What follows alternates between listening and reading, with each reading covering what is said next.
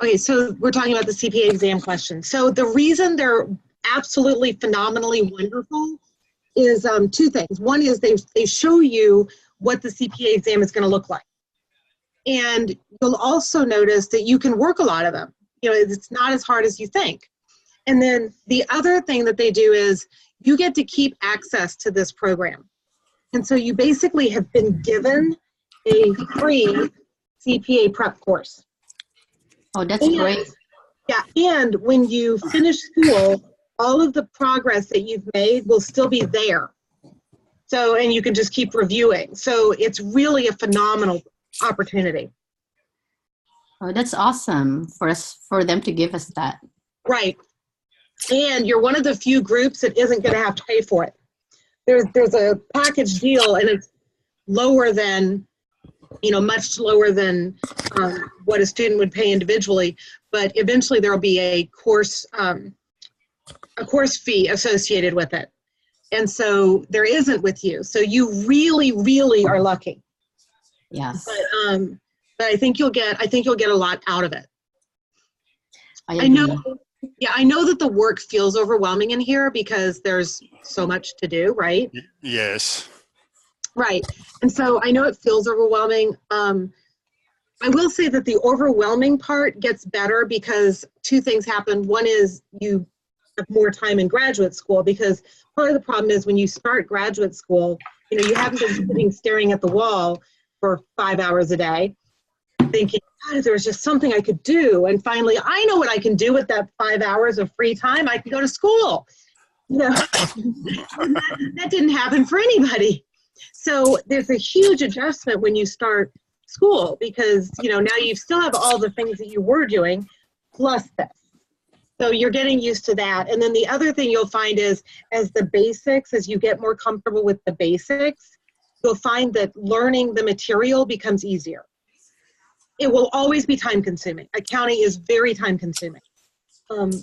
It does provide really good careers and a lot of flexibility, but it is still time consuming, but you'll feel better about it as we go on. So that was really it's really not meant as a pep talk. It's really meant as, you know, honestly sharing with you the experience in an accounting program. Okay, so this week, it's much easier. So this week, we're talking about two things. We're talking about the income statement, and we're talking about cash controls and bank reconciliations. So part of what we're going to do is really simple, especially compared to like last week was like, we're going to review everything that you needed to know coming into this class. And as you know, there were things that we did indeed end up reviewing from ACC 601. Okay, so I am actually going to go to week 2, and instead of pulling up the PowerPoints, I'm going to pull up the chat problems and see if working through it that way is more effective.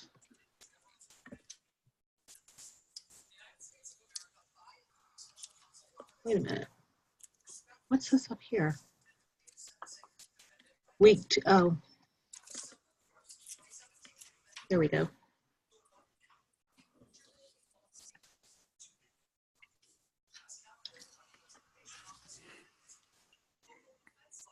Chapter 4. So I hope you guys have done some reading. Yes, we started. I know, right? I did start it. You know, I'm trying to catch up a little bit, and I'm. How do I start what? Huh? How do I start what? No, I say I start reading chapter 4. Okay. Yeah, but I didn't finish all of them, and that's okay. So. You don't have to finish all of them. If you just at least start and flip through the chapter that you haven't read, what it does is it prepares you to get more out of class.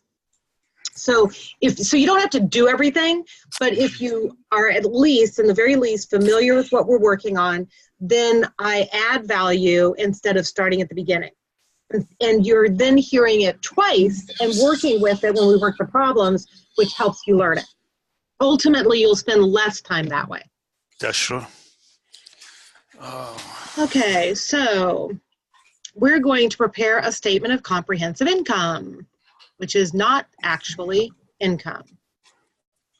Wait, is it going to load? Okay, we're just going to talk about comprehensive income while I go and reload this.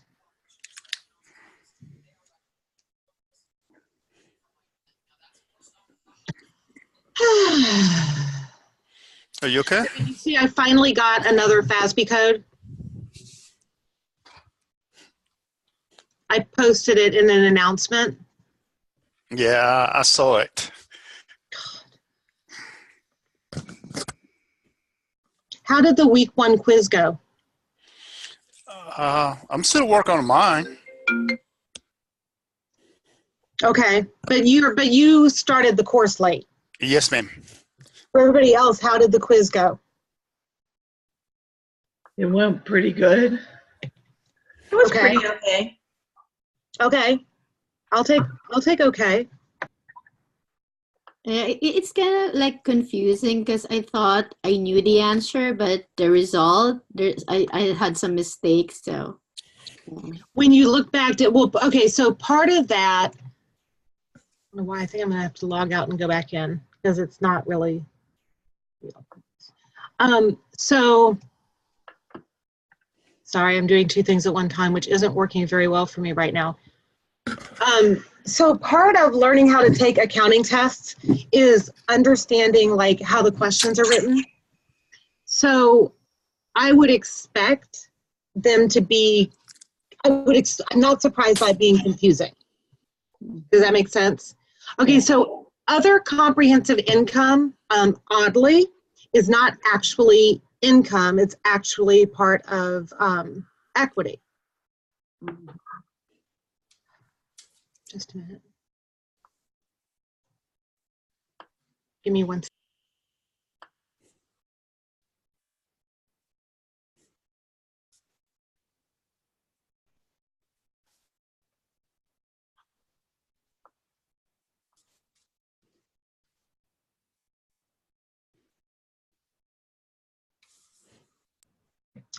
All right, so the Masood Consulting Group reported net income.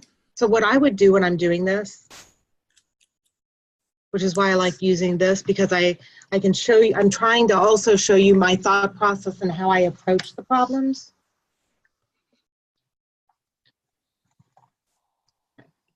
So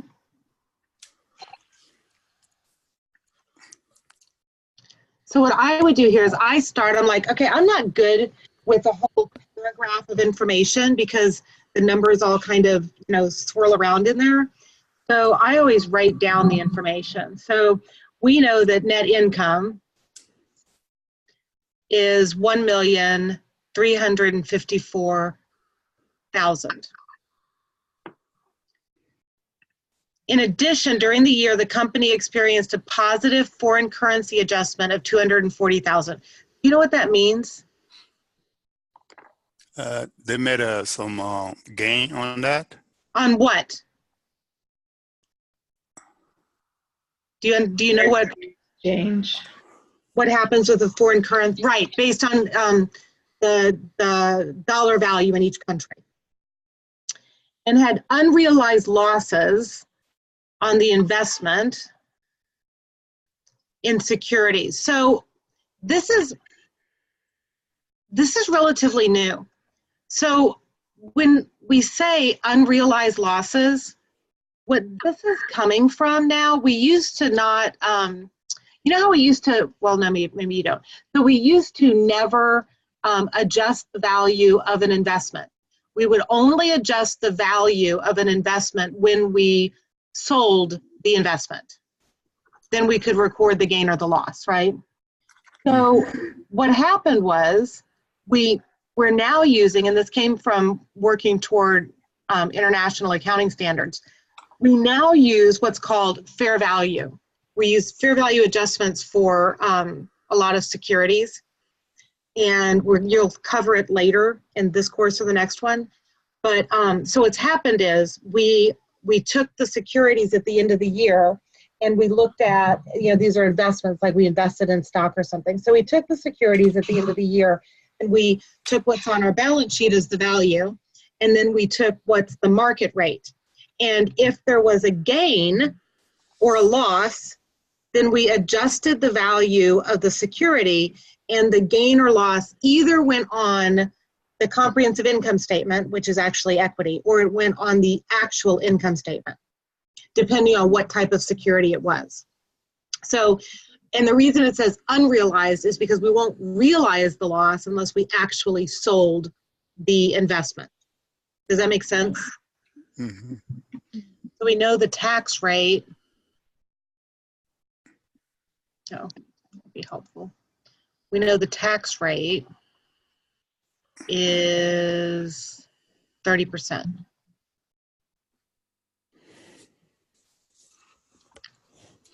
And each component of other comprehensive income is displayed net of tax. So if we're going to display it net of tax, that means that we have to make adjustments for each of them. For instance, each component of other comprehensive income. Okay, so we know our net income. We know our net income is $1,354,000, right? I came to class unprepared. I'm a bad teacher. Okay, bad teacher. All right, so we know our tax rate's 30%. So what we're gonna do is, if we wanted to figure out, for instance, somebody write this number down. You're going to take 30% of the FC. The result of that, you're going to minus it from the original total, and that should give you your second square. Correct, because it is a gain, so we're going to pay taxes on it. It's positive. For the loss, we're going to take The 80,000. yeah. 30% of it, but Yeah. it's going to be a negative. Right, exactly. Okay, so I'm going to go over here, and our net income is $1,354,000. Our foreign currency translation gain, net of tax. So it is $240,000. And we have to pay tax on it. So we're going to reduce the amount of the gain. So First square is 168,000. perfect. Second one's negative 56,000. And you add those two together and you'll get the next one down, which is 112. 1,000 or a Yeah. million. No, No. it's 12,000. Wait, I have this one wrong then. No. Oh yeah, I do. Foreign currency no, I did. I put an extra zero. There we go. Now it looks normal. All right, so then we have our net income, and this is going to be plus. So our comprehensive income will be $1,466,000. Okay, does anybody have a question about how we got the net of tax amounts on those two? No. One person barely spoke in a whisper, no. Michael said no. Can you go over that one more time? There we go. I'm like, okay. I was about can to say the same thing. Well, I'm sitting here thinking, you know what? I have done this a long time, and I remember doing this. I was about to say. Somebody has a question. Okay, so when we look at the foreign currency, right? It's positive 240,000. So what is tax going to do? It's Increase it or reduce it? yes. So we're going to have to pay tax. So this is going to decrease. So we have 240,000, and so we're going to decrease it by 30%. The way I do that is I multiply it by 0.70, Mm-hmm. but that's not the only way to do it. Okay, I see. You can do multiply by 30 and do a subtract on the total, and that give you the same answer too. And Yep, that's what I said. It's not the only way to do it. Okay, so then the next one is the loss, right? So the loss is 56,000. So what does the loss do to our tax rate? I mean, what does the loss do to the amount of tax we have to pay? reduce. It reduces tax. Yeah. So what is this? So this, oh, I didn't mean to start with 56,000. I meant to start with the original number. The original number is 80,000. So if this loss is 80,000 and we know that we're going to reduce it by the tax amount, right? So here I'm still going to go times.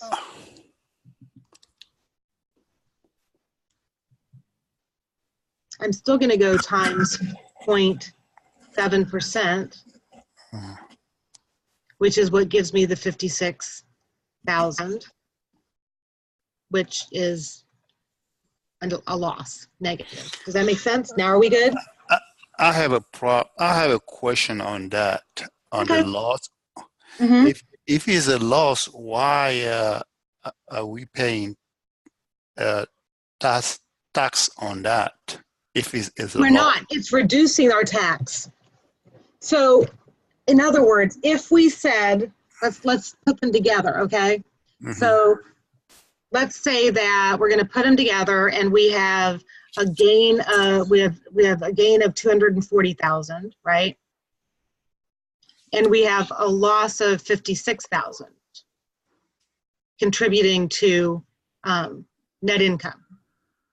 So I'm going to say, all right, I have a gain of 240,000. That's adding to my income, minus 56. Sorry, I did it again.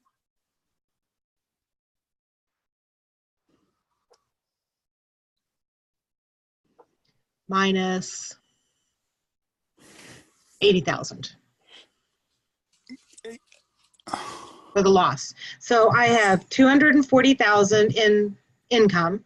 Mm-hmm. And I have an $80,000 loss. Loss. So the net of these is 160,000.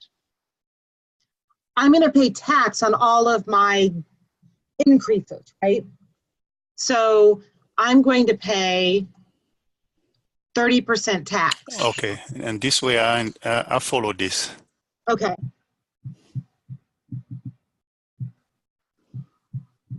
And this gives me my 112.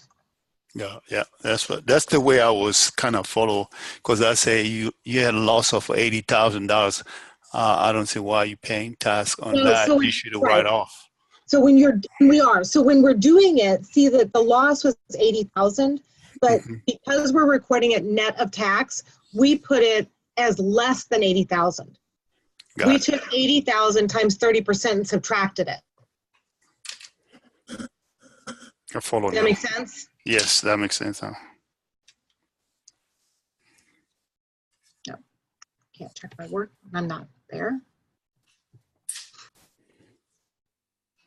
Now it makes sense. Good. See, you guys have to ask. You have to speak up. This is a partnership. It's not a one way. I'm going to deliver everything, and you just sit there and soak it in and hope you remember it. You have to have a dialogue. Okay, the accounting records of Hampton Company provided the data below. Oh, we're going to do the cash flow statement. Okay, so I could explain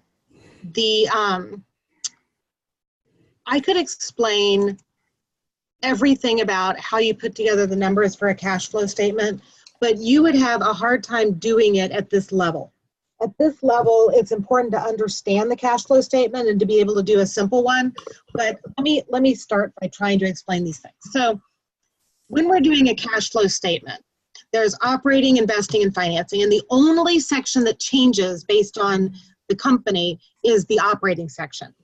No matter what method they use, direct or indirect, to prepare the cash flow statement, we still will have identical financing and investing sections. Only the operating section varies.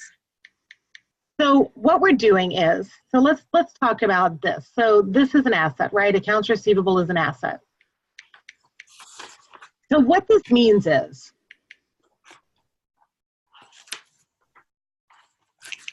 accounts receivable increased by $4,000.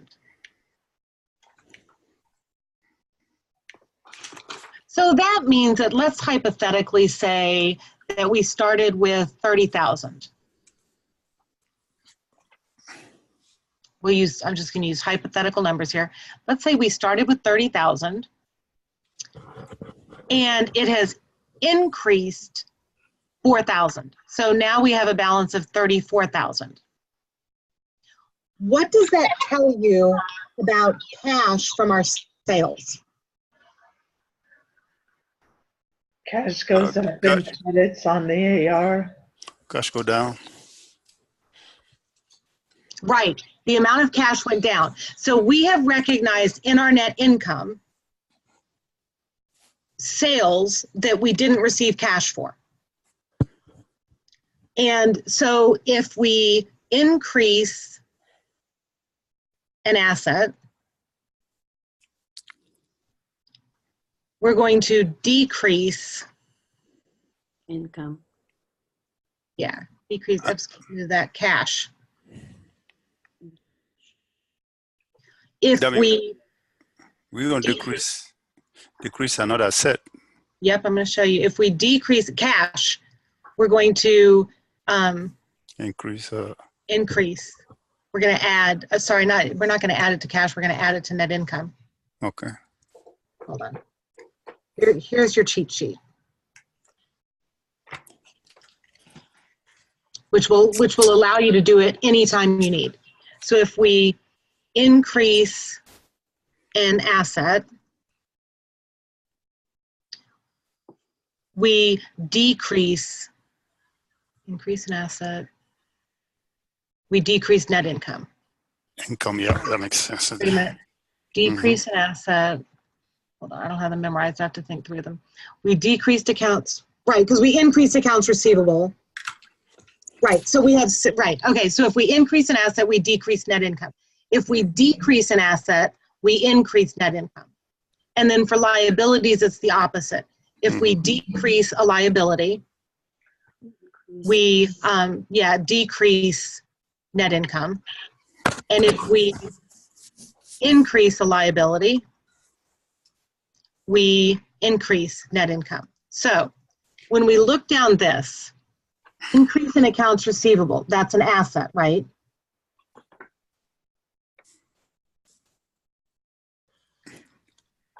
Accounts receivable, what type of account is that? Asset account. Asset. So if we increase an asset, do we increase or decrease net income? Net income decrease. You decrease. Right. So we're going to subtract this. All right, decrease in inventory. So now what's happened is we have inventory, which we pay for, right? That's the part that goes into the cash. We paid for the inventory. So we started with, let's just say hypothetically, we started with $20,000 in inventory. At the end of the period, it has decreased $5,500.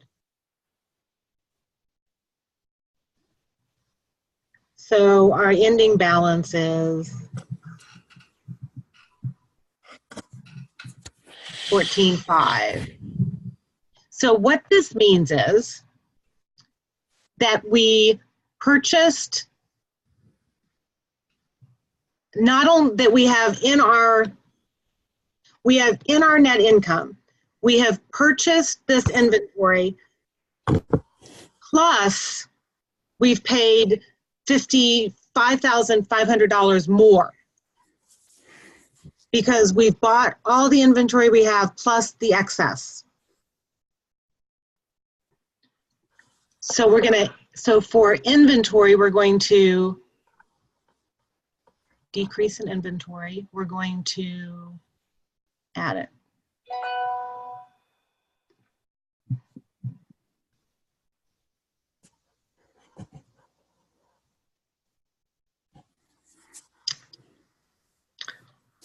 Decrease in prepaid insurance. What type of account is prepaid insurance? Asset, As asset, It is an asset. So we've decreased an asset. Do we increase or decrease net income? increase. Decrease in asset, increase a net income. What type of account is salaries payable? An expense equity. No, it's a liability. liability. It Because is. Yeah, because of payable. So Yeah. here's what happens with salaries. So with salaries, we have an expense, right? And then we either are going to pay cash for that expense, or we're going to incur a liability. So expenses are related to liabilities, and that makes them confusing. But what's happened is if we have a payable, it means we have an expense that we didn't pay cash for. So if salaries payable decreased, that means that we have recognized as part of net income all of our salaries expense plus we paid $2,700 from the prior period.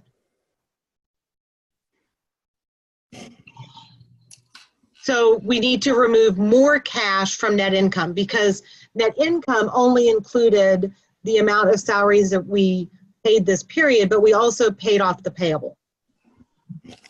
Okay, so in our original discussion, do you see why salaries payable is a liability? If you look at the relationship you put on the top over there, if you decrease the liability, and that decrease our net income. Yep. So if you use that, it tell you it's going to go down. Right, and on this next one, increase in interest payable, what type of account is interest payable? Is a liability too. So here we've increased the liability, what are we gonna do to net income? Increase. So minus, plus, plus, minus, plus. Okay, so now what we're gonna do is we're gonna go over here and we're gonna say, the first thing we do for the indirect method is we start with net income. Because everything's gonna be adjusted off of net income, which was 17,300. Adjustment for non-cash effects. Okay, so depreciation. Depreciation is recorded as an expense in net income, right? Depreciation expense. Repeat that. Depreciation expense is an expense on the income statement, but it does not affect cash. We didn't pay any cash for it. Yeah. Non-cash. Right? So in our net income, we've recorded depreciation expense.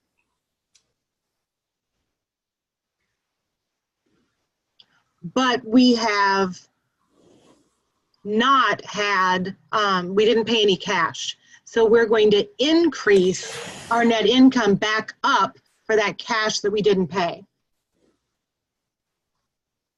Make sense? Yes, it makes sense. Because it's the money who did not go out. It stay in a Correct. in a business, so.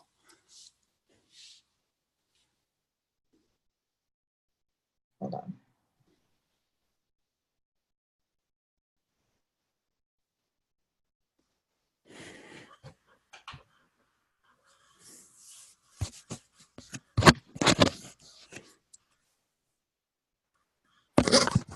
Okay, so the next thing, changes in operating assets and liabilities. That's where we're going to put the rest of these. So increase in accounts receivable.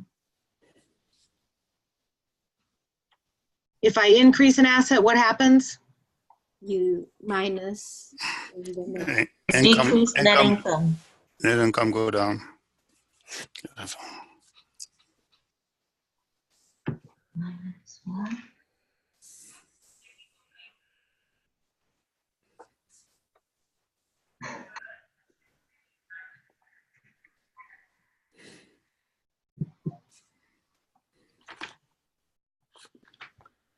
Okay, so so if we decrease inventory,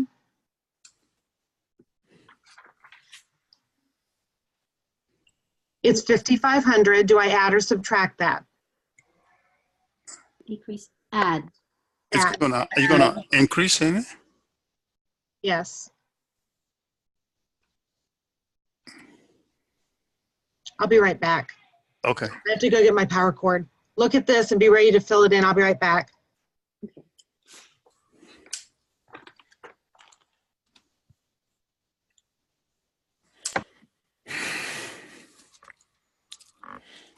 I'm gonna get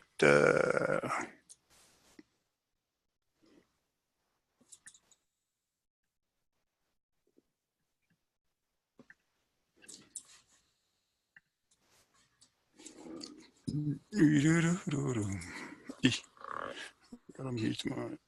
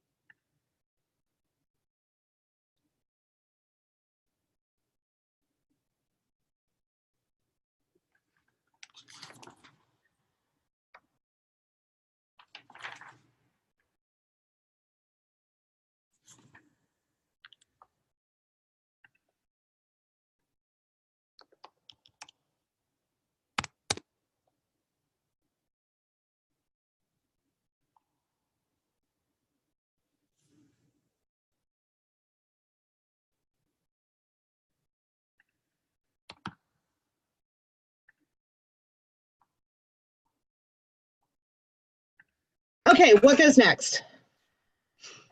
Decrease in inventory, prepaid insurance.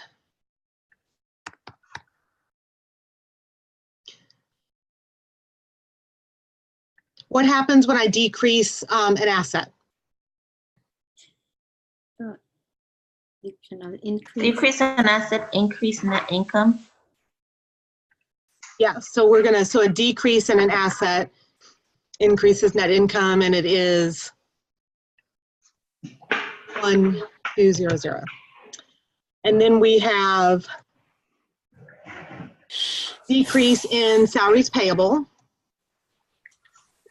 The income going to decrease. For which one? Payable minus 2,700. Decreases. Yes, ma'am. From Okay. the net income. And then we have increase in interest payable, 2,700. I which cannot. is 800.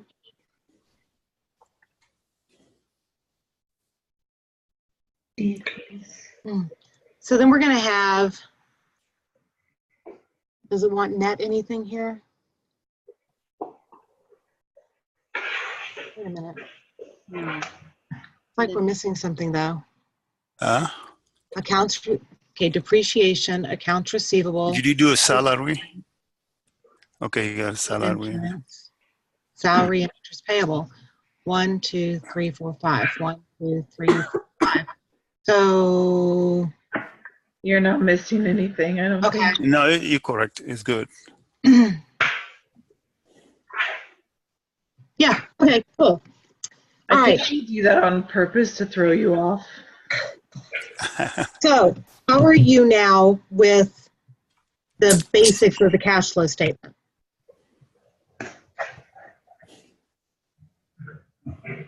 It's good. Uh, It needs So do you understand the I think- purpose? Do you understand the purpose of the cash flow statement? You could see where funds are going, how they're accounted for. Yep, you're looking at, so the income statement is all accrual basis, right? And so that means, because it's accrual basis, that means that we recognize revenue when it's incurred and expenses when revenue when it's earned and expenses when they're incurred. So we could conceivably, on the income statement, have a really solid looking net income, but still not be collecting money. Because let's say we had a really good net income, but our accounts receivable was increasing.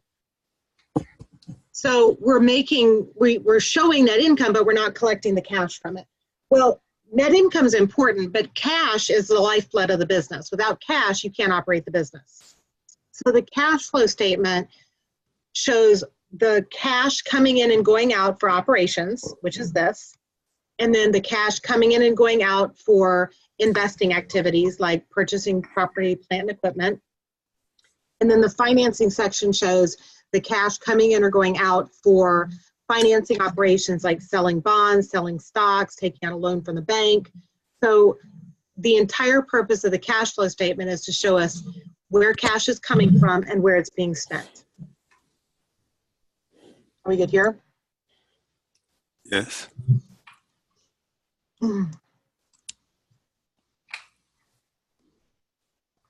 All right, now we're going to analyze each transaction by indicating the cash effect and classify each as financing, investing, or operating. I need to post a video for this. So, and then number 2, we won't even look at that yet. Okay, so issue 30,000 shares of capital stock in exchange for $300,000 cash. So $300,000 cash. If we sell stock, does that go under operating, investing, or financing? Investing. Investing It actually goes, to liability. yeah, this goes to financing because what we're doing is we're selling our stock. And that's a way of raising cash for the business without operations. So we're actually financing through equity. So we actually have is cash coming in or going out? Coming in. Yep. So it's actually coming in. purchased equipment at a cost of $40,000. $10,000 cash was paid and a note payable was signed for the balance owed. What portion of this transaction is cash? 10,000, Mm-hmm. and the rest, Right, we 30,000 going to be note payable. Right. Okay, so on the cash flow statement, we're only concerned with the cash. The rest would be explained after the cash flow statement. So we're only concerned with the cash. So we're only concerned with the $10,000. So is purchase of plant, property, or equipment part of operating, investing, or financing? Operating. Mm-hmm. It's investing. Anytime you, yep, good job, Sundip and Catherine.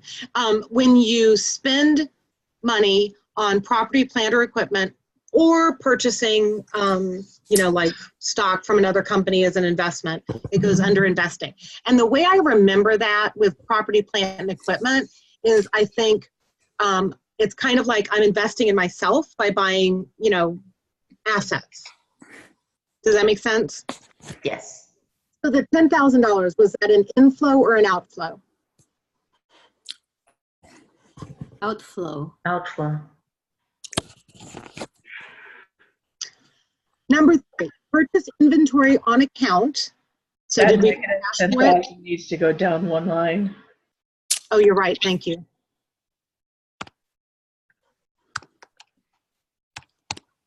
Thank you very much. Number 3, purchased inventory on account at a cost of $90,000. Have we spent any cash? No. Nope.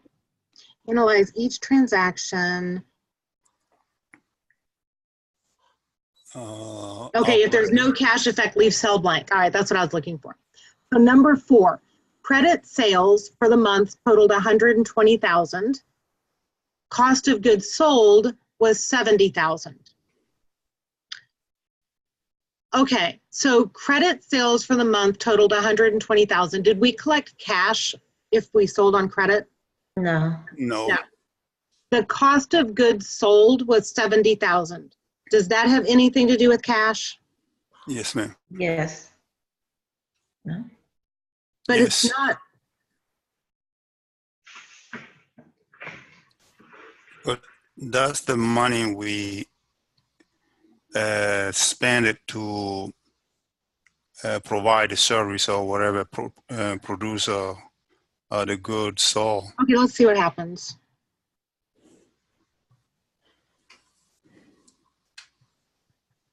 See, I don't think it's going to work because I think they're looking at it as that would already be part of net income. But let's see. Yeah, that's what they're doing because it's. I think it's already part of net income.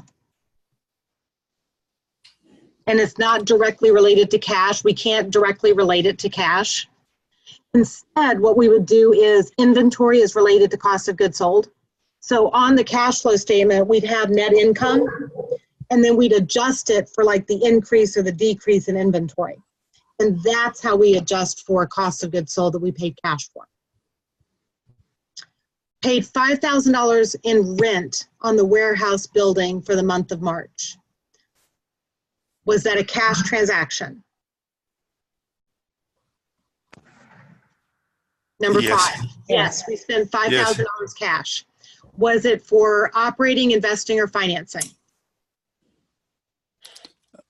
Operating. Operating. Yep, it's operating because it's how we run the business, and it was an outflow. Paid $6,000 to an insurance company for the fire and liability insurance for a 1-year period beginning April 1st. Was this a cash transaction? Yes. Yes. $6,000. Is our insurance operating, investing, or financing? It's operating. It's operating. Okay, so here's the thing to notice. Yes, you're right. 76,000. So here's the thing to notice. On a cash flow statement, it doesn't matter that that $6,000 was for a 12-month period. Okay. That was All my that question. matters, right, no, all that matters is that we spent $6,000 in this period.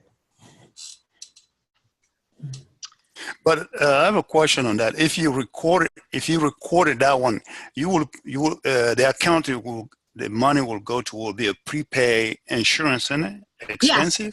Yes, on our balance sheet, you'll see that as prepaid insurance. Okay, yes, that's sure.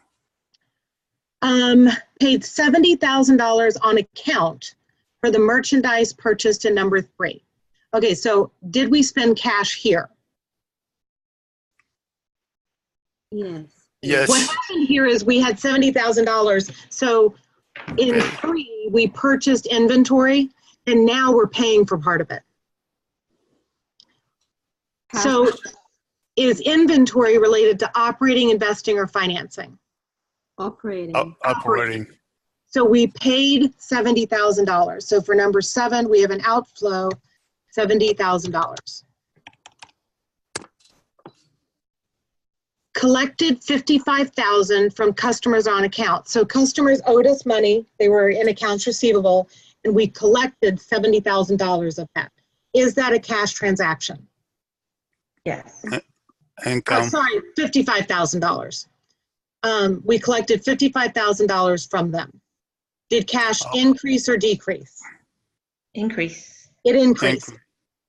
Sales to customers, is that operating, investing, or financing? Operating. So we're going to have an inflow of $55,000. Number 9, recorded depreciation expense of $1,000 for the month. Is that a cash transaction? No. No. It is not a cash transaction. So we are not going to do anything there. On the cash flow statement, we would add it back in, but that's not what we were asked for here. Yeah.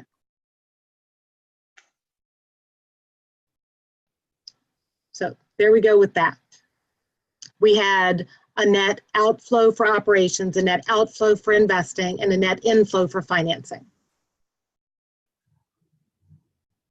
Oh, we have to put that bottom amount in. I didn't even see that we had to do that. So if we had an inflow of 300,000 and an outflow of 10,000 and an outflow of 26,000, we had a net inflow of 264.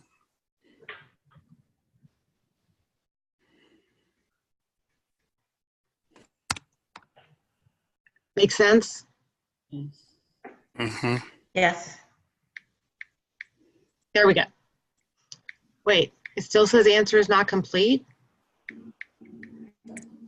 Were we supposed to put zeros in the one that? Oh, No, it says. Oh, part 2. Okay, gotcha. Thank you. We got part 2. Thank you. Yeah. All right. Good job. Okay, for the second part, prepare a statement of cash flows using the direct method. So with the direct method, we don't adjust net income. We simply record what happened. So, so we're going to assume that cash at the beginning of the month was 40,000. So what do we have here? We're doing all 3. We're doing all 3. So the first part is operations.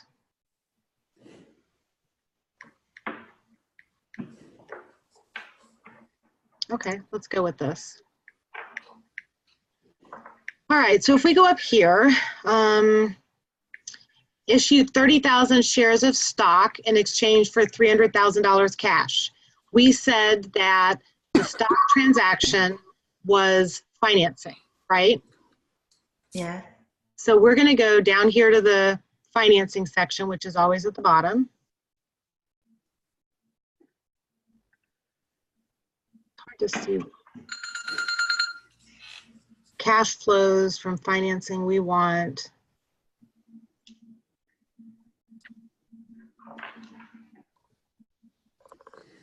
I can't believe it.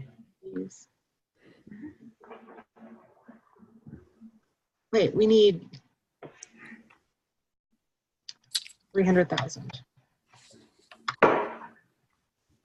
We should have a place to put what it's called. Okay, fine, we'll go with this. So we have 300,000. That seems net cash flows from financing activities. Yeah, Carly. Okay, now the next thing is the $10,000 for investing. We spent $10,000 on equipment. We financed 30,000 and we paid 10,000 cash.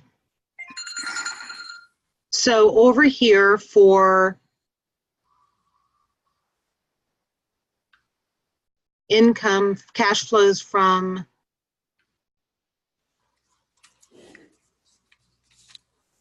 investing activities, we purchased, oh, there we go. We purchased the equipment for an outflow of $10,000. Now, remember I said we'd also explain down here the cost of the equipment. We are also going to disclose any non-cash investing or financing activities that are significant. So it's significant that the equipment cost us $40,000 because it shows how much we financed. Cash paid, 10,000. So note issued, 30,000. All right, so that's the purchase of the equipment. We don't have anything else under investing. So we're going to say,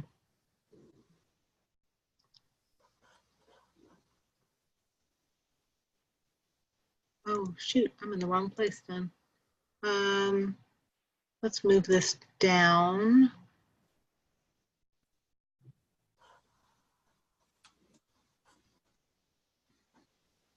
This is going to be net cash flows from investing activities.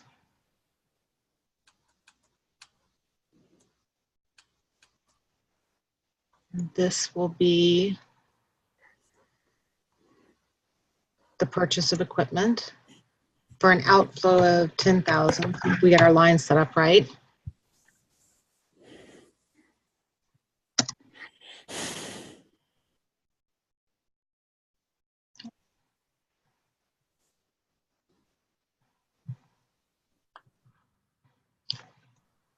All right, so we have purchase of equipment. This should be net cash flows from investing. And this should be, I don't know, maybe I haven't gone down far enough still.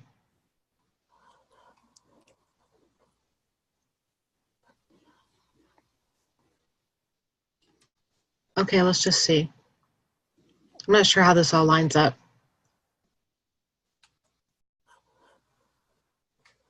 Cash and cash equivalents. So how much cash did they say we started with? Look in the blue box. What's the blue box? Right up here. 40,000. Yeah, we started with 40,000. Oopsie.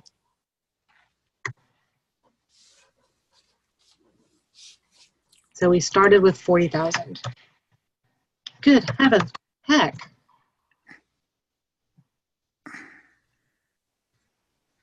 What?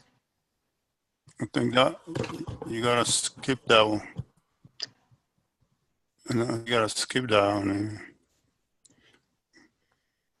That should be correct. Operating. Okay. All right, we'll see how what goes on here. So the first thing that happened with operating is number 5, paid $5,000 in rent on the warehouse. So the first thing that we're going to have here is payment of rent. Was that an inflow or an outflow? Outflow, obviously. 5,000. So we have a payment of rent. We paid 5,000. Outflow. Right. And then the next thing we had was the 6,000 paid insurance, payment of insurance. 1 year insurance premium.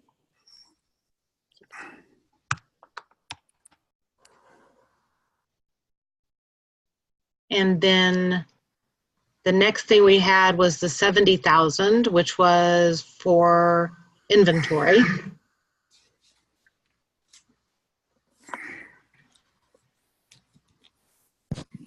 And this was, we bought inventory.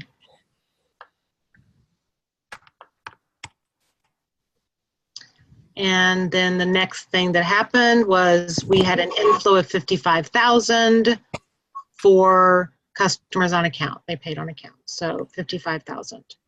So we have an inflow of 55,000. Collections from customers. I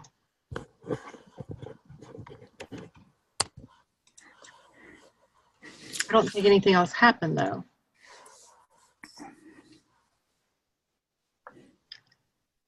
Cash flows from, net cash flows from operating activities. So now we're missing a bunch though. Mhm. Oh, the net cash flow from invest. It's hard to see where the lines go. I need to move that up. That's what, I need to move that up. So now that we have this one filled in, let's go from here. So we have our net cash flows from operating activities. So now we'll do purchase of equipment for negative 10,000.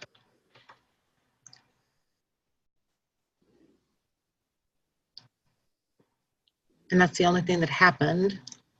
So net cash flows from investing activities.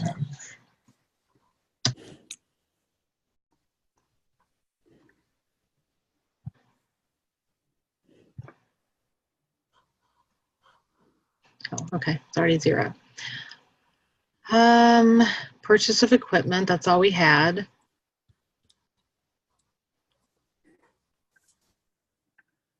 Cash flows from investing activities, purchase of equipment and net cash flows. Let's see if they're happy with that.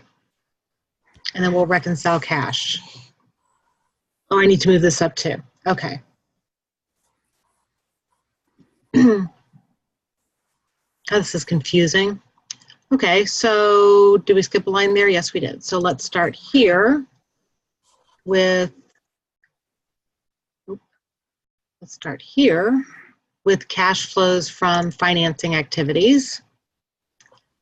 And we have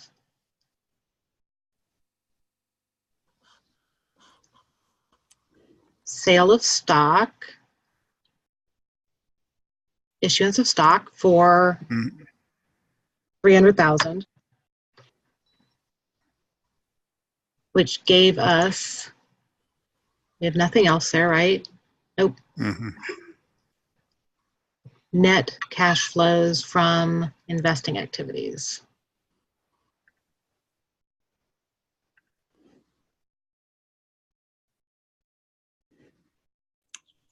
All right, I'm adding that up. Okay, so what we have, wait, did I leave those there?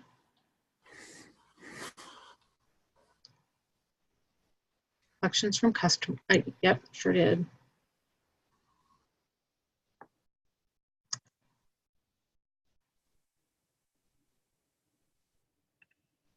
Net cash flows from investing activities. And this is going to be the net change in cash. Do we have, okay, so we had a $26,000 outflow from operating, a $10,000 outflow from investing, and a $300,000 inflow from issuing stock. So do we have a net decrease in cash or a net increase in cash? Net increase. We have a net increase in cash. No, because we had this huge $300,000 that came in. So we had $26,000 going out net for operations, $10,000 going out net for financing, and $300,000 coming in from stock. So in total, we have a net increase in cash of $264,000. Now we're going to say, what was our beginning cash balance? So we started out with a cash balance of $40,000. So if we take the $40,000 plus the net inflow of cash of $264,000, $304,000 should be our ending cash.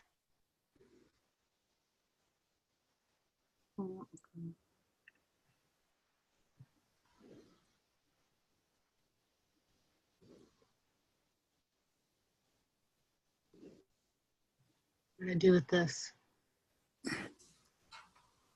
Oh, I left it in there by accident. Financing. Yeah, the lines are so weird to figure out.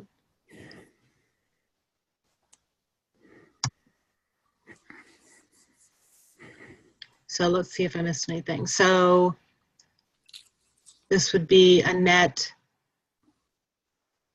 financing, net cash flows from financing activities. Oh, wait, that should be cash flows. Nope, okay. All right, so here was what we have. At the beginning, at the top, we have what we paid or got in from operating the business. Then we have the cash that was spent for investing. Then we have the cash that came in for financing and common stock. When we get all done, this $264,000 is how much in total we increased our cash this month or this period for the month. If we take what we increased in cash and add what we started with, then we should have what our new cash balance is. So now if you went and you looked on the balance sheet at the end of March, you should see cash is $304,000. Hey, Professor, Mm-hmm. on that square above payment of rent, you need to put net cash flow.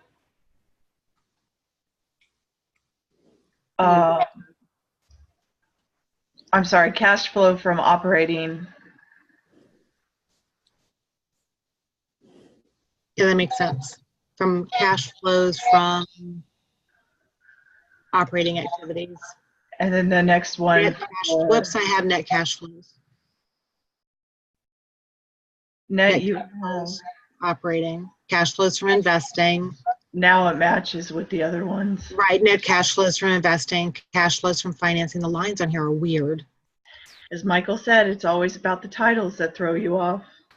I know, right? Okay, does this make sense?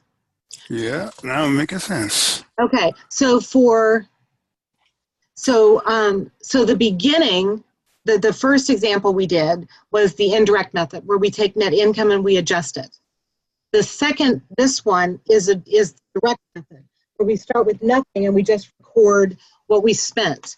It seems from this problem that the direct method would be easier, but it's really not. And the reason it's not is because it's harder to find all of these numbers than it is to make the adjustments based on the change in asset and liabilities.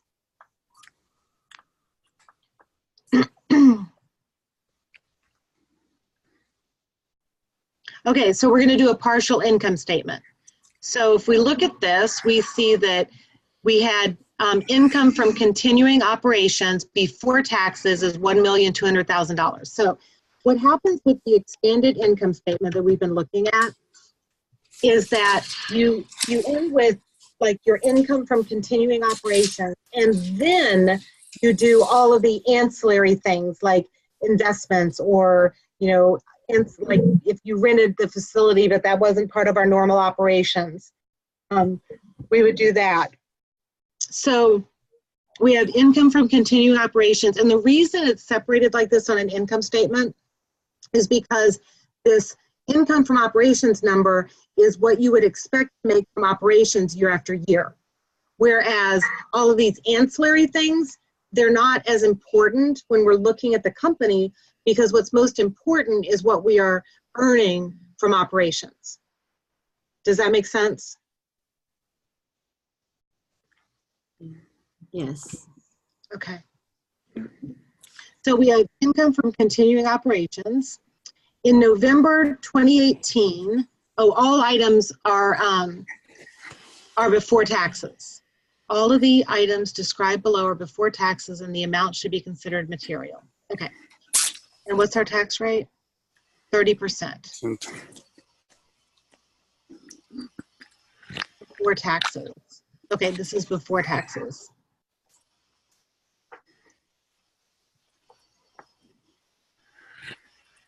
Okay, so in November 2018, Micron sold its Waffle House restaurant chain that qualifies as a component of an entity. So we sold one of our entities. The company had adopted a plan to sell the chain in May 2018. The income from operations of the chain from January 1st through November was $160,000, and the loss on the sale of the chain's assets were $300,000. Okay, so we have income from operations of $160,000 and a loss of $300,000. So first of all, this was a discontinued operation. So the loss on the discontinued operation, we already know because they gave it to us.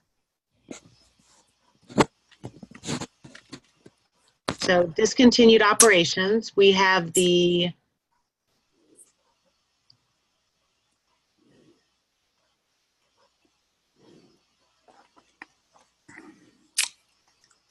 loss was $300,000.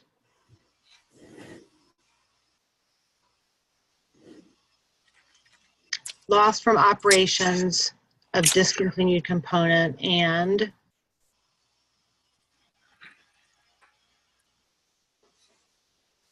we got a gain, a loss. We have a loss on the income from operations and a loss on the chain.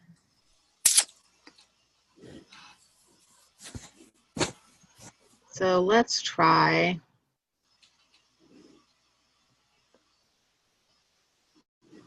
Wait, it's a loss, right?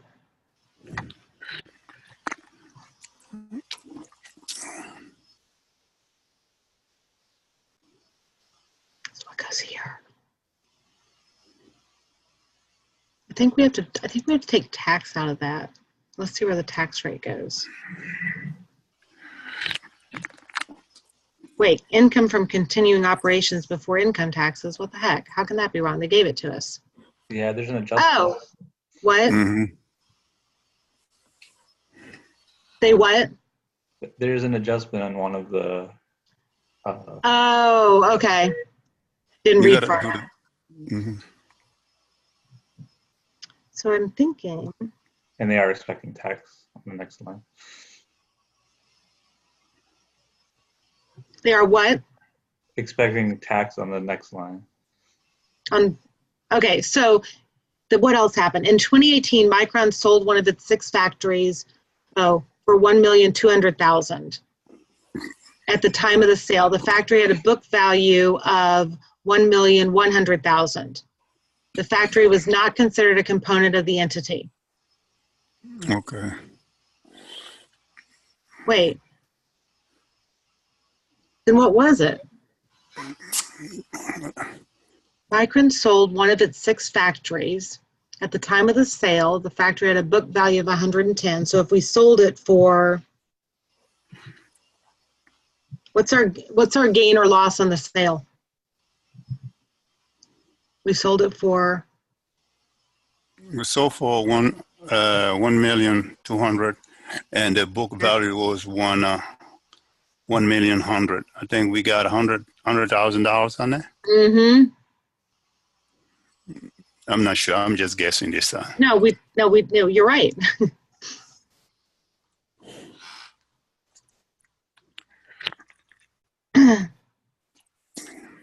Is it a division?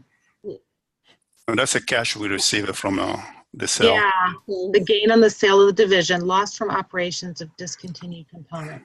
Let's see, in 2016, Micron's accountant omitted the annual adjustment for patent amortization expense of $120,000. The error was not discovered until December 2018. So we should have recorded an expense, but we didn't. This is the one that really threw me off. I had to go back to the book and look into it. So it is, Income tax expense. oh, we're doing December 31st, 2018. Omitted the annual adjustment in 2016. So it's a prior period adjustment. Because it happened in 2016 and we're recognizing it now in 2018. So the only way to recognize it now is by, normally you'd adjust accounts receivable.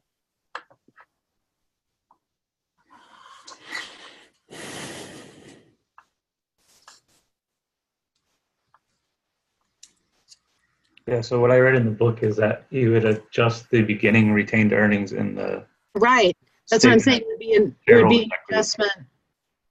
So it actually doesn't affect the income statement. Right, that's what I was saying, it would be a prior period adjustment on retained earnings. Okay, good, it is net income.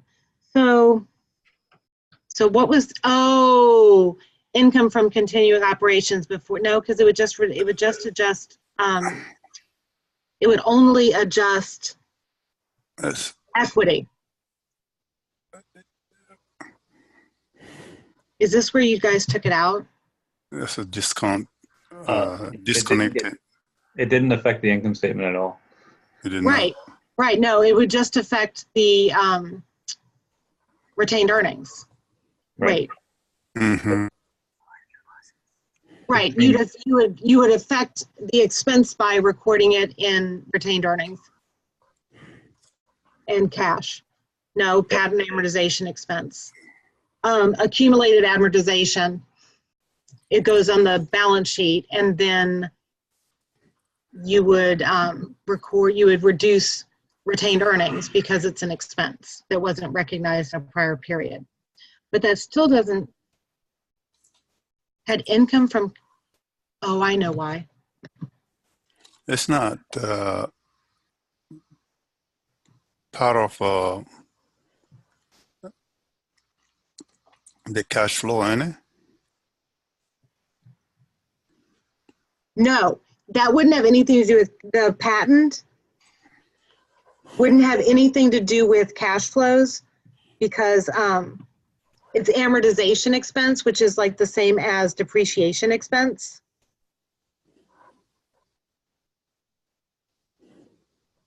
So it's not a cash expense. The first thing you do on any cash flow statement is you add back the depreciation expense and you add back the amortization expense.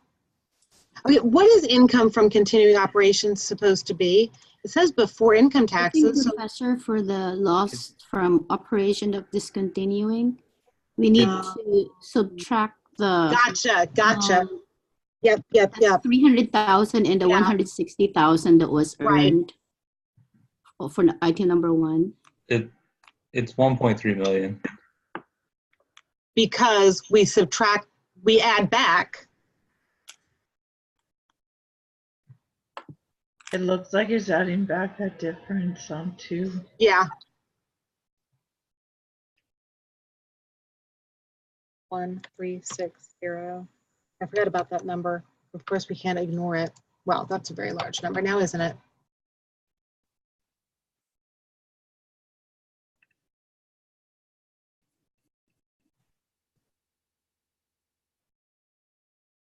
Okay, what's it supposed to be? Is 1.3 million. It's You got 1.36. It's taking the gain from number 2. Oh, the gain.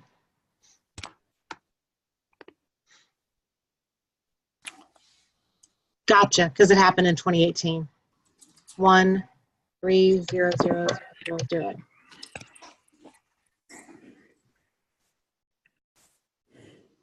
Okay, now where did I put these wrong? So I have this, and then I have, so that's income from continuing operations before taxes.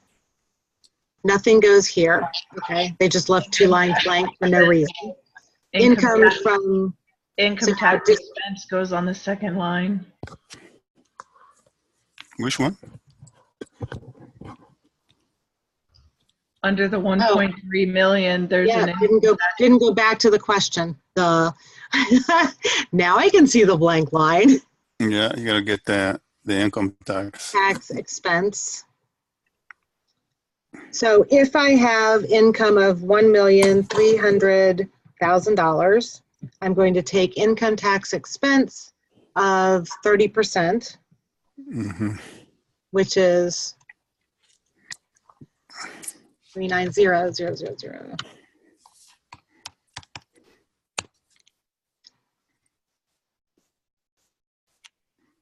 that one will actually be blank. Yeah, I was looking, it's like, I don't see any, I don't know, because this is the income from continuing operations. They're so hard to line up this way. Now I see what you mean.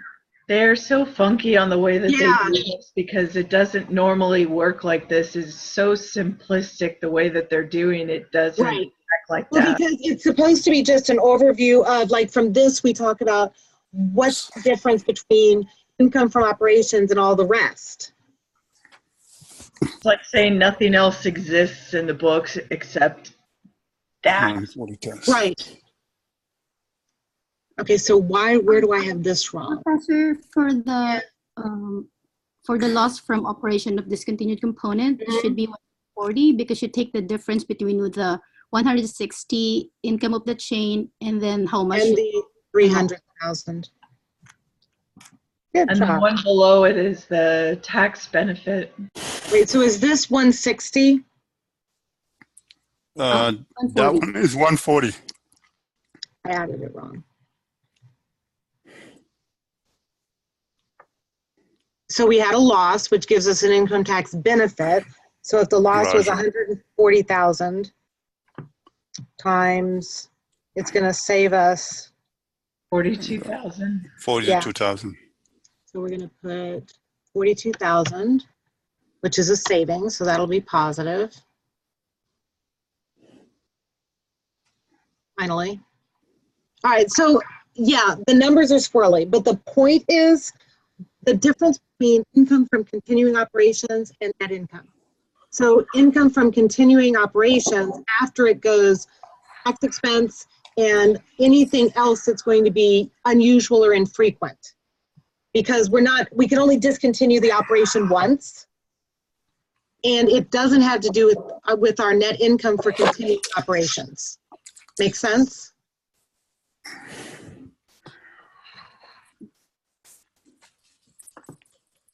Okay, so what I'm going to do is we're going to take a break because it's 10:17. We'll come back and we'll do this one and then we'll look at homework. Sound good? Okay. All right, so meet me back in 10 minutes. Stand up, move around, please.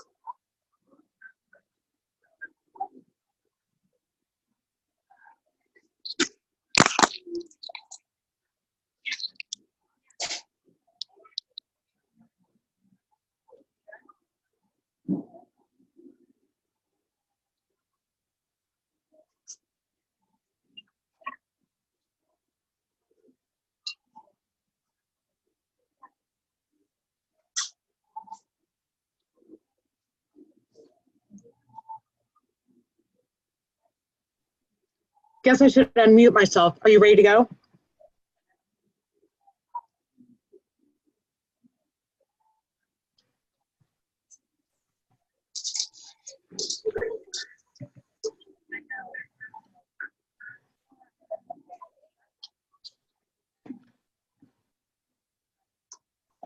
Okay. Income statement.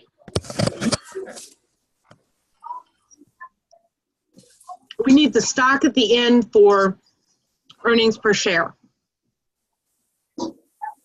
So the first statement we're going to do is a single step income statement. For a single step income statement, you just list all of the revenues and all of the expenses. The second one we're going to do is an income statement that's multi-step, which means we do all of our operating expenses and then all of our other income and expenses, like from interest or dividends and stuff like that. Here's our total net income before taxes, and we take out taxes, and then we have net income, and then we calculate earnings per share. So we'll start with the income statement with revenue and gains. So what's the first revenue that we see? Sales. Right, so I'm going to start with 1,300,000 in sales.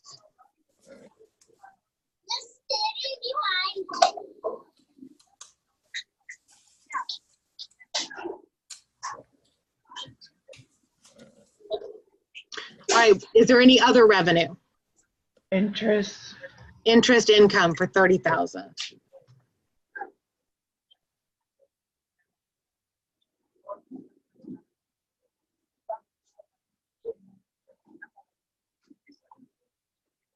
Oh, wait a minute.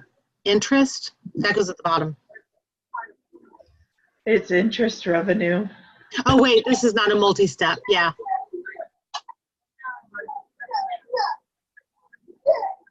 $30,000. Okay, is there any more revenue? Gain on sales of investments. So we're going to put that down.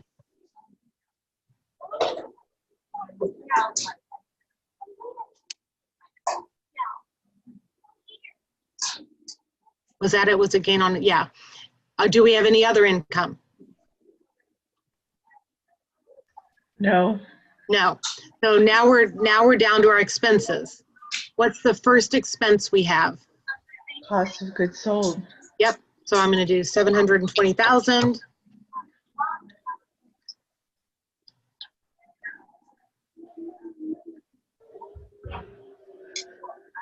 What's the next expense we have? Selling expense. For 160,000. So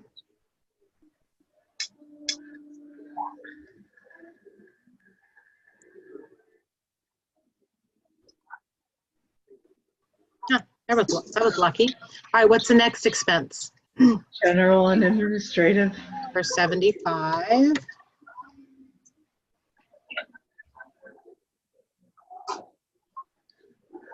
And what's the next expense? Interest. Okay, so interest expense, oh, well, here it will. So interest expense.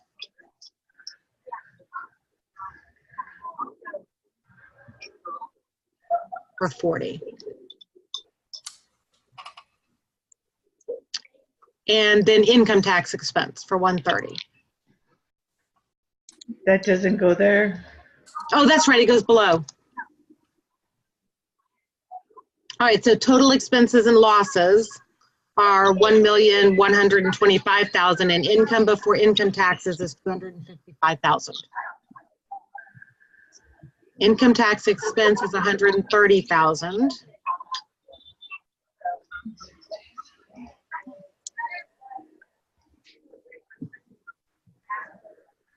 Income tax expense, 130,000. Which gives us net income. Well, is it net income or net loss? Net income, 255. Right. How much to? 55. Thank you. Okay, now how do we calculate earnings per share?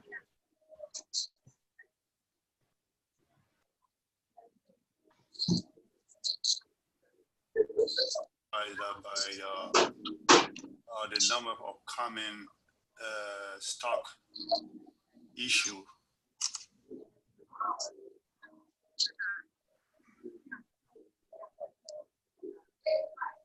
So actually it's the net income minus the preferred stock dividends, which we don't have any, divided by average common stock outstanding, shares outstanding. So we don't have the beginning amount.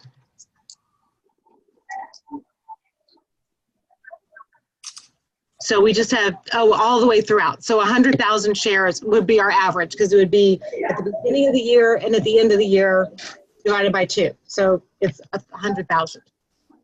So we're going to take 2.55.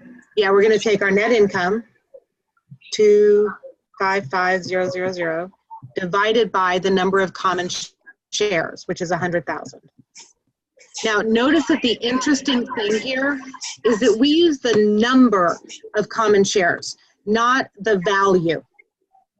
And because of that, the earnings per share number, although it's put on every income statement, the earnings per share number is not comparable between companies. It's not comparable between companies because the bottom of the ratio is the number of common stock shares. And that varies between companies and has no actual meaning. Like one company might sell, 3 million shares, another company might be more closely held and sell 100,000 shares, and it doesn't mean anything.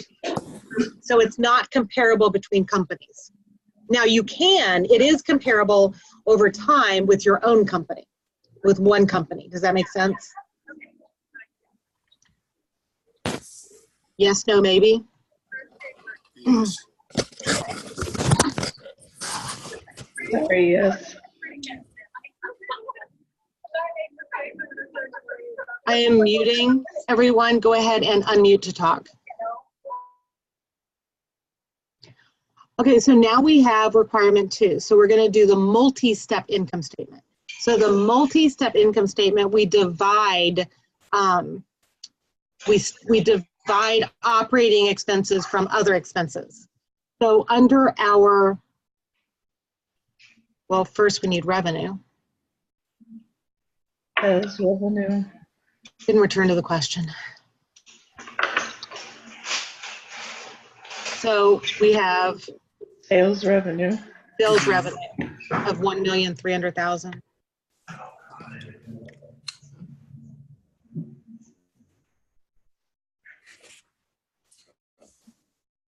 Yep, it's right on it. Sales revenue. And interest revenue goes down below because it's not part of our normal operations. Income before income taxes. Goes under other income. Mm-hmm. Income tax expense. Just filling these in while I'm probably net income. Okay, so other income or expense, we have interest.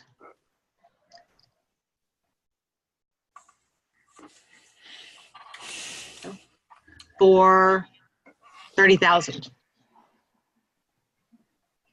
So this gain on the sale of the investments is also an other item because it doesn't have to do with operating income because it's a one-time deal and it wasn't from the normal operations of the business. So the gain on the investment is going to go under other for 50,000.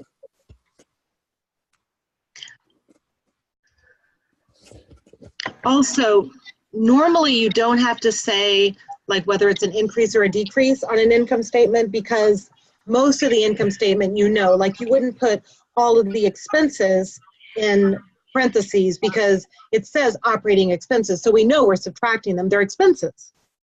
Under other income and expenses though, you do have to, because in this section, we're gonna mix up, like if that could have been interest expense, then we'd be putting parentheses around it to know to subtract it. So we did the gain on the sale of the investment. What part of I teach at 9 do you not understand? So there's actually, Cost of goods sold goes up under Yeah. sales revenue. so let's start with cost of goods sold here. Goes under sales revenue. Oh, to get gross profit. Go to net income. Yeah, it's gonna be negative. Yeah, for 720,000. Do they actually want you to put negative? Yes. They do? Okay, see, in the real world, you wouldn't do that because we know the cost of goods sold is being subtracted. So our gross profit is sales revenue minus cost of goods sold. So what is gross profit? 580,000. Okie dokie. All right, so now under operating expenses Selling expenses. for 160. Put it as a negative. Oh yeah, that's, which in the real world, you do not do that. This book is so weird. Yeah, should I just keep saying that until it sinks in? There's something I really like about this book though. Cost of goods sold. There we go. No, that one's selling expenses. Oh, sorry. Yep, selling. Oh, there's so many. And then we have general and admin for 75. Make it a negative. Yep, thank Yeah. you.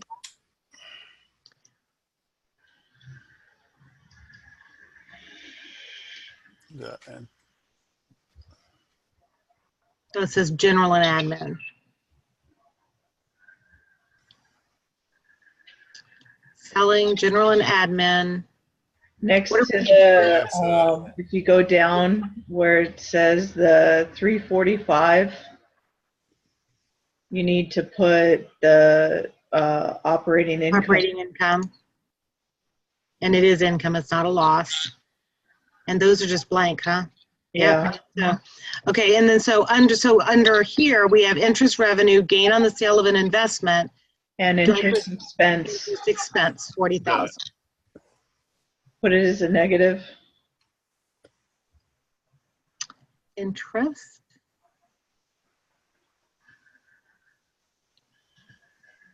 And I don't think we have anything else.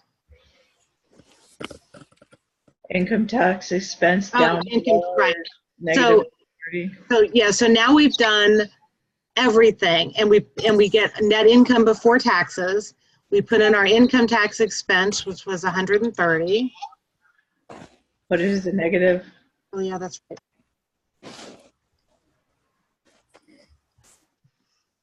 So we're going to take the income before taxes minus the income tax expense to get net income. 255. Thank you. And it is net income.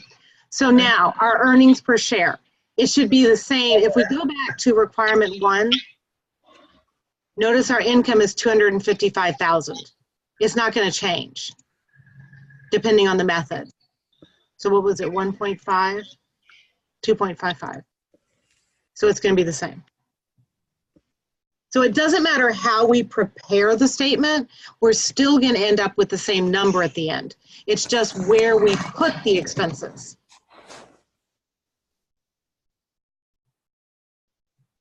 All right. Does the single step and the multi-step income statement make sense? Yes. yeah, it makes sense. It's more detail. Yeah, there's more detail. Right. You can see a lot more about the business and how it's doing when you're looking at the multi-step. I would think most businesses use multi-step They instead. do. Yeah, I never do single step. I've never seen it before. Yeah, I mean, they always introduce it because it's a good way to start learning about, you know, revenue minus expense, but I've never seen one in business. And seriously, in the real world, You wouldn't have the operating expenses in parentheses. You wouldn't have cost of goods sold in parentheses. You would have interest expense under other income in parentheses. You wouldn't have income tax expense in parentheses because it's income tax. We know we subtract it. All right. Enough about that, though. I'm going to look at your homework. Is this helpful? Yes. It is.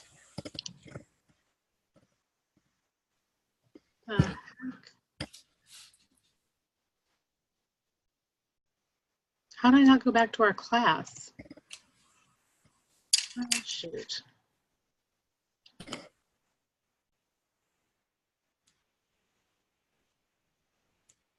Anybody here a math major? I have an associate's in math. How good are you at calculus? Did I you have to take tutor, it? I tutor more kids in geometry and algebra Right. than I do in calculus.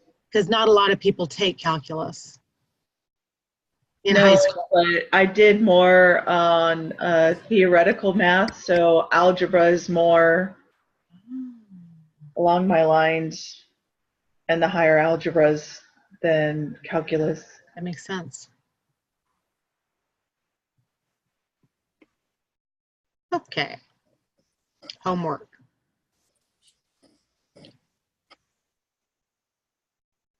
Michael, do you still know calculus?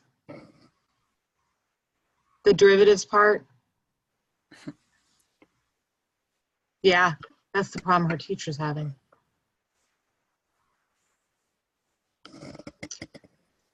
Oh.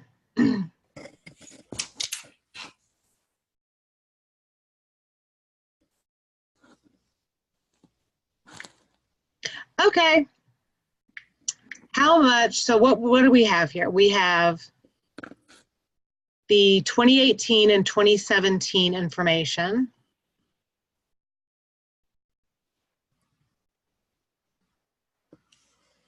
And this is for, oh, we're doing both years, that's why. Okay.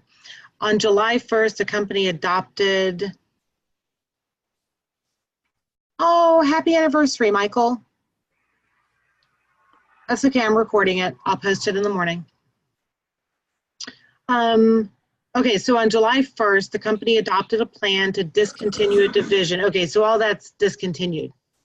And then we have some other information about inventory. Okay, so we can start at the top and work our way down. So sales was 5,300,000 and 4,400,000. So 5,300,000. Oh, heavens. 4,400,000.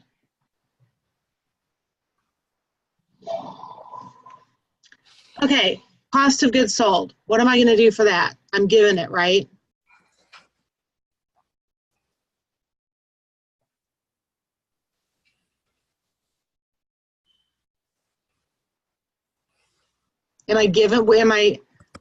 I find it easier to set it up on the first part of the problem the way it's supposed to do, and then go through the questions on the adjustments and minus or add at that point. Right, I agree. That's what I started doing too. I agree. It's going to show negative if you do check, or that you got it wrong on check my work, but Right, but then I know go back, I'm going to do those anyway. So what am I going to do for, I need cost of goods sold next. Where am I going to get that?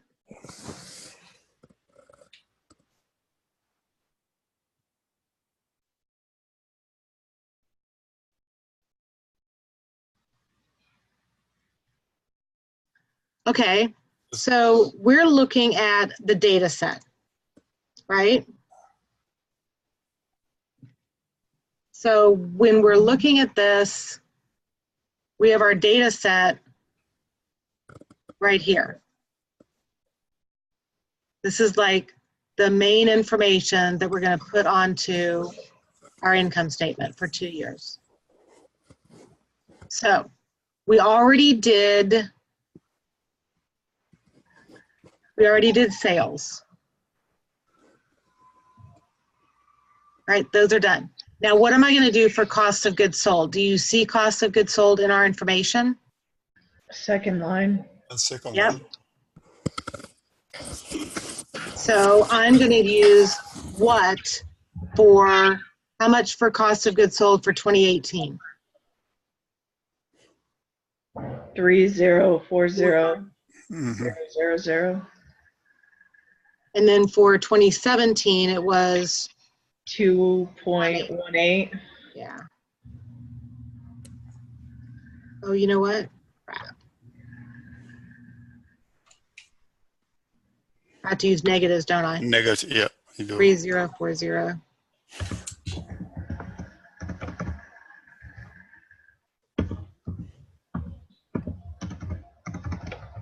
Oh, this has to be wrong. I must have skipped a 0, yeah.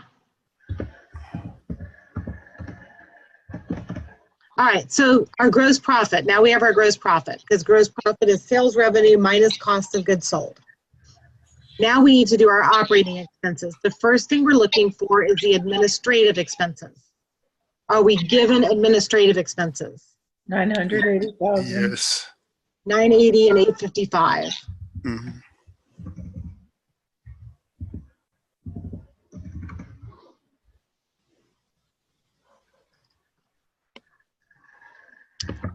Okay, we need selling expenses. Are we given selling expenses? 540 Yeah, and 540 492. and And 492. So selling expenses.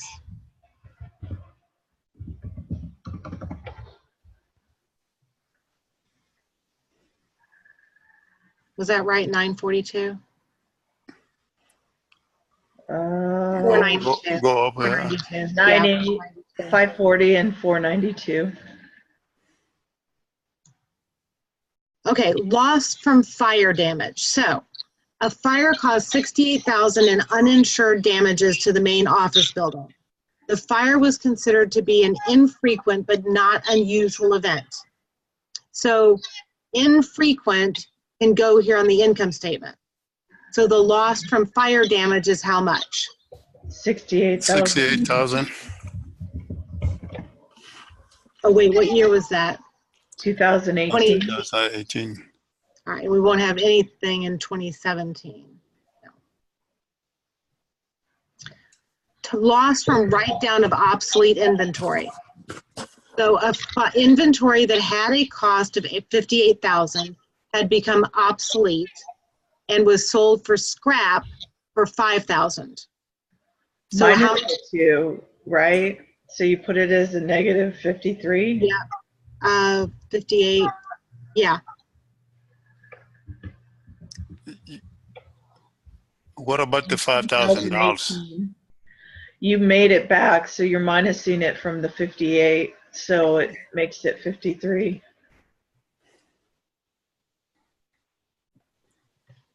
So the inventory was valued at 58,000. We sold it for 5,000, which means that we have a loss of the difference between 58,000 and 5,000. Does that make sense? Yes. All right, so, and then we didn't have anything the year before.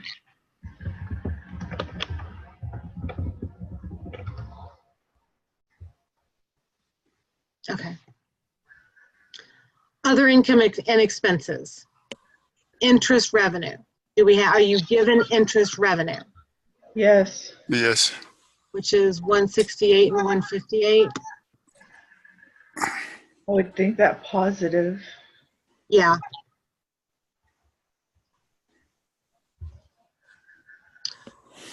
Interest expense. Are we given interest expense? Yes. Mhm. 236 and, well, that's weird. It's the same for both years. Yeah, that's a little weird.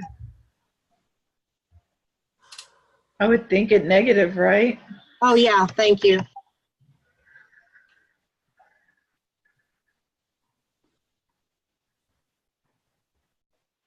Are you put in the right place? I think it should be up. No, because income tax expense is listed here. And then, oh, because the interest expense is just below interest revenue. No, what we haven't done is added. Oh, yeah. We haven't done the Yeah, you're second right. part of the data I'm in the set. wrong place. Yeah. Interest is -236 -236,000.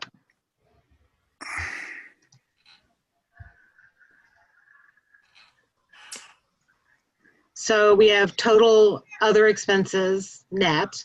So income from continuing operations. How am I going to get that? Where's my initial revenue?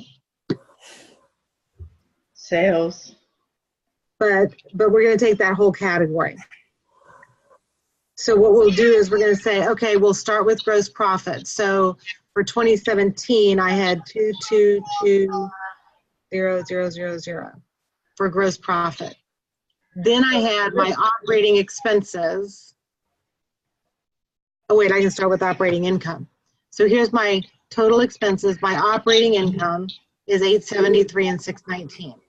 Isn't it going to throw it off if we don't do that second data set upstairs? Yeah.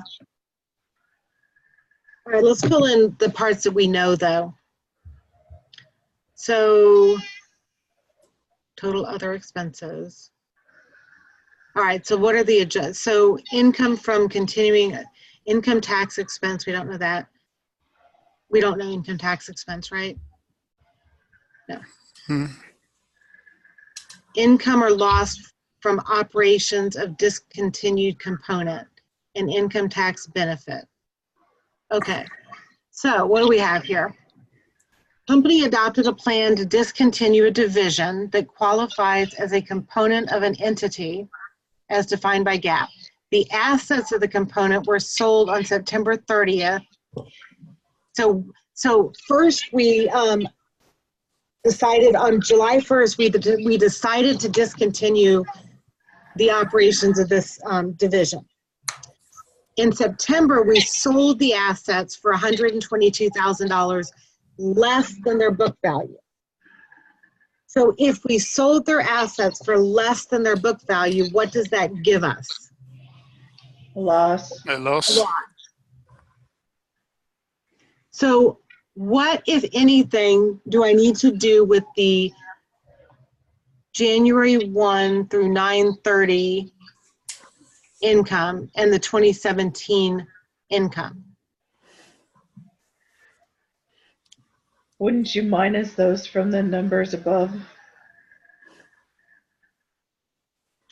Yeah, because see, if we have, well, but this is the total that we're actually going to lose.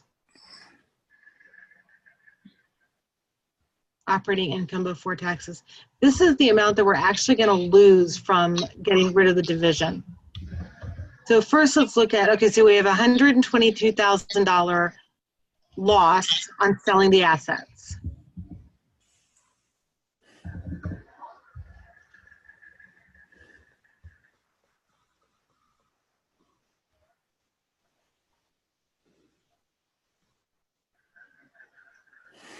Net loss from operations, income or loss from operations of the discontinued component.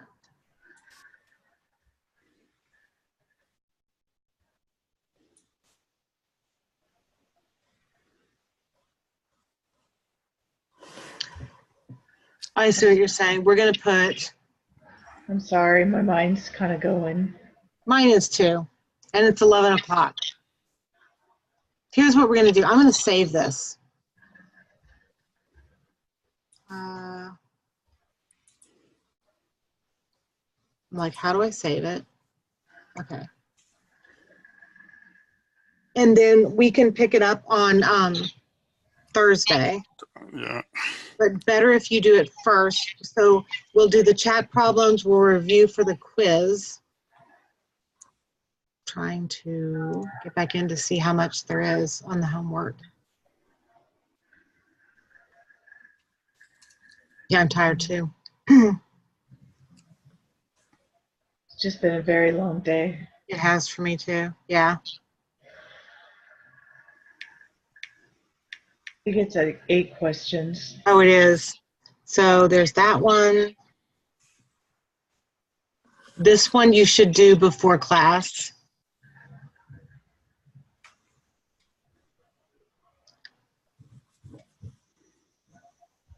This one you can do before class.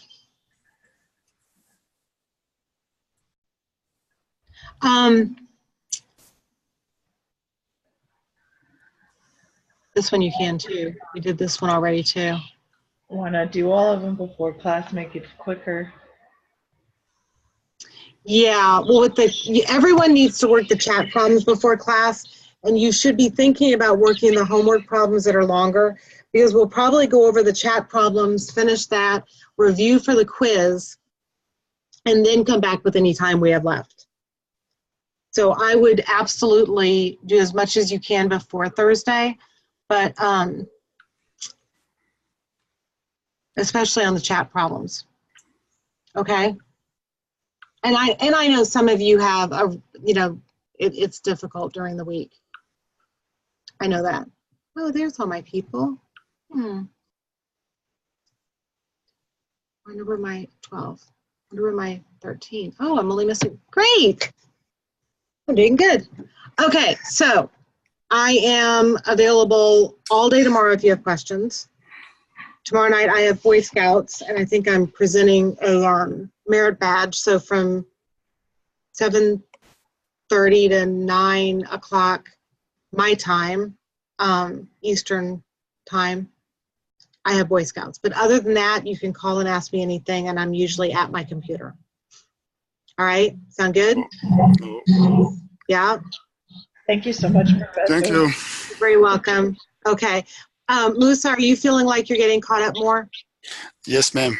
Okay. Appreciate you giving time to finish up on it. Yeah, and if you need to call me tomorrow to talk about anything, that's great. Okay, I will.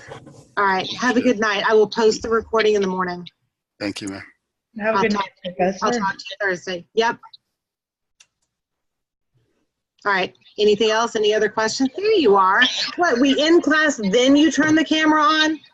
Seriously? I will work on it, man. It was not See? working. That's okay. I did I jumped online with a student that had a question on his quiz, and you could see he was doing exactly what Padre is doing. It was all of a sudden, it's like, oh my gosh, there's a camera. Oh, and it was like, he was like at 11:30, he's like, I gotta fix my hair, and the camera. And I'm like, okay, look, I have my pajamas on and my hair up in a ponytail, and I'm not recording this. All we're doing is talking about accounting. You can have messy hair. You'll get used to the camera eventually. I don't know about used to. I don't particularly like them. I know, but you'd be surprised how you'd be surprised the camaraderie you feel with me and your classmates when you're using your camera. I also wanted to tell you that you have a link to Zoom on, when you go into like the place where all of your links are. You have a link to Zoom. It's already been provided for you, and you can get together as like with another classmate or anything to work on, the homework or the chat problems. You can, so you can use that to your advantage.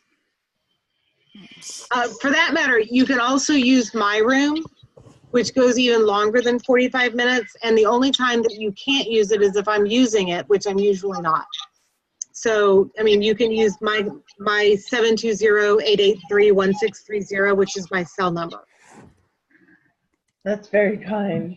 I just don't particularly like the cameras because the minute I come home, I'm sorry, the hair goes up, pajamas come on. Oh, I totally get it. So done with everything. No, I get it. The only thing I don't, on days when I'm teaching, I don't put my hair up in a ponytail. Other than that, I always have it up out of the way. But I did teach in pajamas once, but I decided that wasn't really very professional. It's all about the top. It's all about the top that you wear. I used to do. I know, right?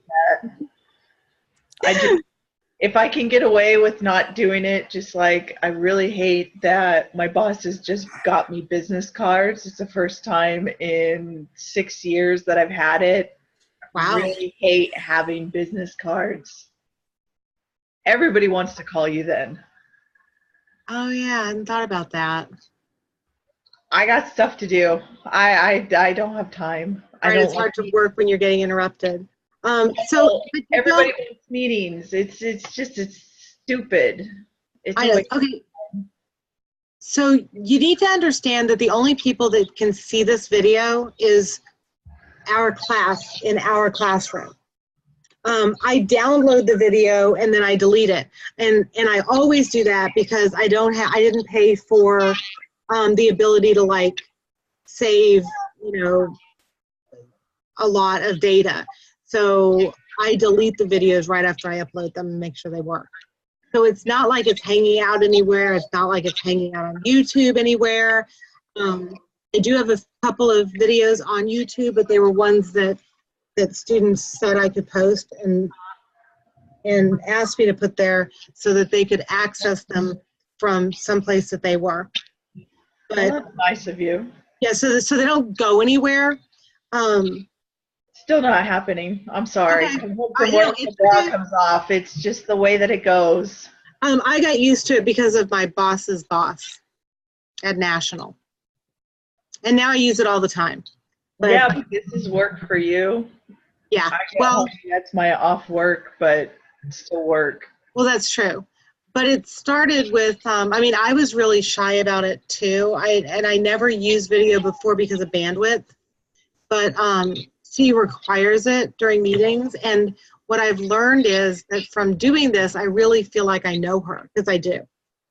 Yeah, I do want to eventually get to a point once I have my master's. Part of the reason to get it was so when I retired, because I am highly conscientious, Mhm. I can occupy myself, but I'll probably end up teaching part-time just to keep myself Great. occupied and not going crazy. That's my plan. And I can do it from anywhere I want. Gotta love the internet. I know, right? So when you get to that point, Catherine, keep my phone number, because when you get to that point, I'm happy to help you make it happen. Are you on LinkedIn? Do you take networking? I am on LinkedIn. I would love if you add me, because I love networking with professionals. Okay. I'll do that. But I'm going to go to bed because I really Go to need bed, me too. some medicine. Thank you guys for coming. I'll see you on Thursday. Have a good night. Good night.